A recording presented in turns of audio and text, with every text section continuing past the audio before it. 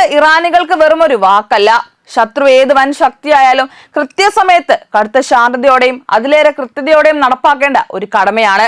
അമേരിക്കയുടെ നെഞ്ചു തുളച്ചുകൊണ്ട് ഇറാന്റെ മിസൈലുകൾ ആകാശത്ത് അഗ്നിവർഷം തീർത്തപ്പോൾ ലോകത്തിനു മുന്നിൽ തെളിഞ്ഞത് ഇതേ ഭയപ്പെടുത്തുന്ന യാഥാർത്ഥ്യമാണ്. വൻ ശക്തികളുടെ കളിത്തട്ടിൽ ഇത്തവണ കളി നിയമങ്ങൾ മാറ്റിമറിക്കാൻ തന്നെയാണ് ഇറാന്റെ ഇസ്ലാമിക് റവല്യൂഷണറി ഗാർഡ് കോർപ്സ് തീരുമാനിച്ചിരിക്കുന്നത്. തങ്ങളുടെ നാവികസേനയ്ക്കും കപ്പലുകൾക്കും നേരെ അമേരിക്ക നടത്തിയ ആക്രമണങ്ങൾക്ക് മറുപടിയായി ഒരു ഇഞ്ച് പോലും പിന്നോട്ടില്ലെന്ന് പ്രഖ്യാപിച്ചുകൊണ്ട് അവർ കളം നിറഞ്ഞപ്പോൾ ലോക പോലീസിന്റെ അധികാര കേന്ദ്രങ്ങളാണ് വിറകൊണ്ടത്. അമേരിക്കയുടെ പ്രവൃത്തിയുടെയും അവരുടെ നാവിന്റെയും ഗുണം കൊണ്ട് ഇറാന്റെ മിസൈലുകൾ നേരെ ചെന്നു കയറി തകർത്തെറിഞ്ഞത് കേവലം 5 or 10 കേന്ദ്രങ്ങളല്ല. അതിനുത്തരം 50 or 60 ഒന്നുമല്ല, മറിച്ച് ലോക പോലീസിന്റെ കൃത്യം 85 സൈനിക താവളങ്ങളാണ്. തങ്ങളുടെ നാവിക കരുത്തുകൊണ്ട് ഇറാന്റെ മിസൈലുകളെ തളയ്ക്കാനാവുമെന്ന അമേരിക്കയുടെ പറച്ചിലുകൾ വെറും വാചക കസർത്തുകൾ മാത്രമായിരുന്നുവെന്ന് ഈ കനത്ത പ്രഹരം തെളിയിക്കുന്നു.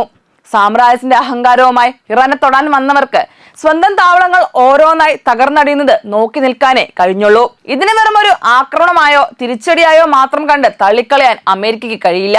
ഇതൊരു സാമ്പിൾ മാത്രമാണ്. പശ്ചിമേഷ്യൻ മണ്ണിൽ ഇനി തങ്ങളുടെ ആധിപത്യം നടക്കില്ലെന്ന കൃത്യമായ മുന്നറിയിപ്പാണ് ഈ 85 താവളങ്ങളുടെ തകർച്ചയിലൂടെ ഇറാൻ അമേരിക്കയ്ക്ക് നൽകിയിരിക്കുന്നത്. പതിറ്റാണ്ടുകളായി പശ്ചിമേഷ്യയിൽ ആധിപത്യം ഉറപ്പിച്ച വൻ ശക്തികളെ പോലും നിഷ്പ്രഭമാക്കിക്കൊണ്ട് ഇറാൻ തങ്ങളുടെ യഥാർത്ഥ പ്രതിരോധശേഷി പുറത്തെടുക്കുമ്പോൾ ആഗോള ഊർജ്ജ വിപണിയും ലോകരാഷ്ട്രങ്ങളും ഒരേപോലെ പകച്ചു നിൽക്കുകയാണ്. ഇത് വെറും ഒരു പ്രാദേശിക തർക്കമല്ല, മറിച്ച് പശ്ചിമേഷ്യയുടെ ചരിത്രവും ഭൂമിശാസ്ത്രവും തിരുത്തി എഴുതാൻ പോകുന്ന ഒരു മഹായുദ്ധത്തിന്റെ തുടക്കം മാത്രമാണ്. ഇറാന്റെ തെക്കൻ പ്രദേശങ്ങൾക്കെതിരായ അമേരിക്കൻ ആക്രമണങ്ങൾക്ക് പിന്നാലെയാണ് ഈ സംഭവ വികാസങ്ങൾ അരങ്ങേറിയത്. ഹോർമോസ്ഖാൻ പ്രവിശ്യയിലെയും മഷ്ഹറിലെയും തീരദേശ താവളങ്ങൾക്കും സൈനികേന്ദ്ര കേന്ദ്രങ്ങൾക്കും നേരെ അമേരിക്ക വ്യോമാക്രമണം നടത്തിയതായി ഇറാൻ ആരോപിച്ചു. ഈ ആക്രമണം നിലവിലുണ്ടായിരുന്ന വെടിനിർത്തൽ ധാരണകളുടെ പരസ്യമായ ലംഘനമാണെന്നും ഇരുപക്ഷങ്ങളും തമ്മിൽ നിലനിന്നിരുന്ന ഇസ്ലാമാബാദ് ധാരണയെ അമേരിക്ക ചവിട്ടി മെരിച്ചുവെന്നുമാണ് ഇറാന്റെ ആരോപണം. ഈ സാഹചര്യത്തിലാണ് തങ്ങളുടെ പ്രതികരണം ആരംഭിച്ചതായി IRGC വ്യക്തമാക്കിയത്. IRGCയുടെ പ്രസ്താവന പ്രകാരം ബഹ്റൈനിലെയും കുവൈറ്റിലെയും അമേരിക്കൻ സൈനിക കേന്ദ്രങ്ങളാണ് ആക്രമണത്തിന്റെ പ്രധാന ലക്ഷ്യമായത്.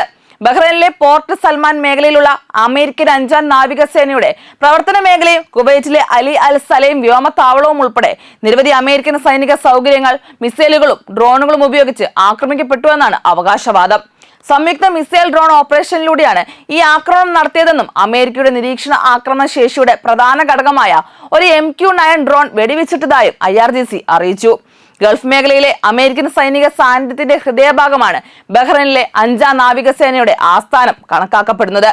പേർഷ്യൻ ഗൾഫിലെയും ഹോർമോസ് കടലിടുക്കിലെയും അമേരിക്കൻ നാവിക പ്രവർത്തനങ്ങളുടെ നിയന്ത്രണ കേന്ദ്രം കൂടിയാണ് ഇത്. ഈ കേന്ദ്രങ്ങൾ നേരിട്ട് ലക്ഷ്യമാക്കപ്പെട്ടെന്ന അവകാശവാദം ശരിയാണെങ്കിൽ അത് അമേരിക്കയ്ക്കെതിരായ സാധാരണ പ്രത്യാക്രമണമല്ലെന്നും മറിച്ച് പശ്ചിമേഷ്യയിലെ അമേരിക്കൻ സൈനിക സാന്നിധ്യത്തെ നേരിട്ട് വെല്ലുവിളിക്കുന്ന നീക്കമാണെന്നും നിരീക്ഷകർ വിലയിരുത്തുന്നു.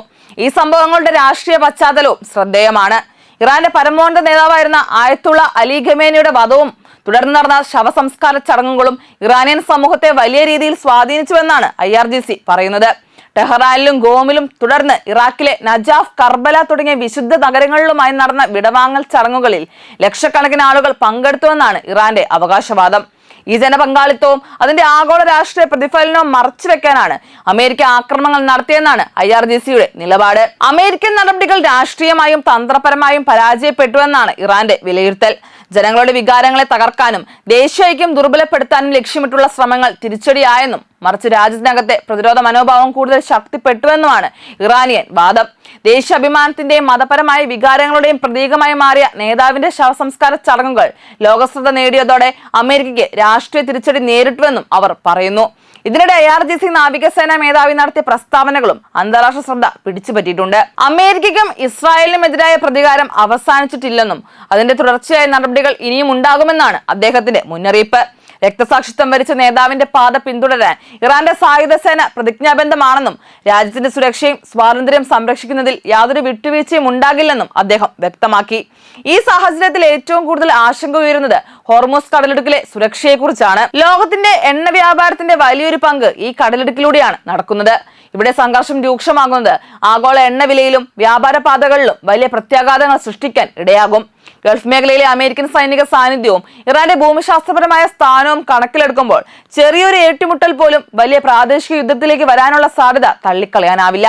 പശ്ചിമേഷ്യയിലെ ഓരോ പുതിയ സ്ഫോടനവും ലോക സമ്പദ് വ്യവസ്ഥയുടെയും അന്താരാഷ്ട്ര സുരക്ഷാ സംവിധാനത്തിന്റെയും നാഡികളെയാണ് സ്പർശിക്കുന്നത്. അമേരിക്കയും ഇറാനും തമ്മിലുള്ള സംഘർഷം വീണ്ടും തുറന്ന സൈനിക ഏറ്റുമുട്ടലിലേക്ക് നീങ്ങുകയാണോ, അതോ നയതന്ത്ര ഇടപെടലുകൾക്ക് ഇപ്പോഴും അവസരമുണ്ടോ എന്നാണ് ഇനി ലോകം ഉറ്റുനോക്കുന്നത്.